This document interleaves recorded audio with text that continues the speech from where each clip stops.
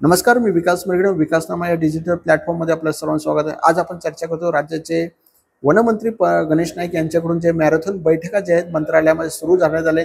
मुंबई कृषी उत्पन्न बाजार समिती असेल, नवी मुंबईतील MIDCचा प्रश्न असेल, नवी मुंबई येथील काही प्रश्नांसंदर्भामध्ये असेल, छगन भुजबळ असतील, वेगवेगळे जे राज्यमंत्री आहेत त्यांचे जे आहेत ते गणेश नाईकांकडून भेट घेतली जाते. ते मॅरेथॉन बैठका जे आहेत गणेश नाईकांकडून आयोजित करण्यात आले.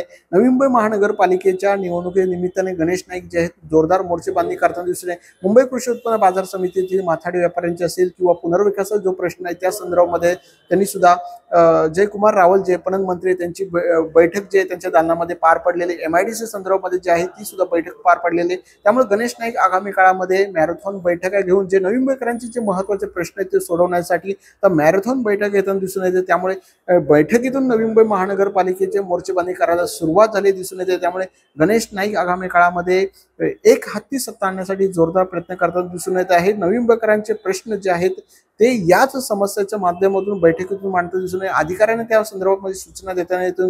त्यामुळे याच बैठकीतून महानगरपालिकेची पेरणी जी आहे ते गणेश नाईक करताना दिसून येत आहे. धन्यवाद.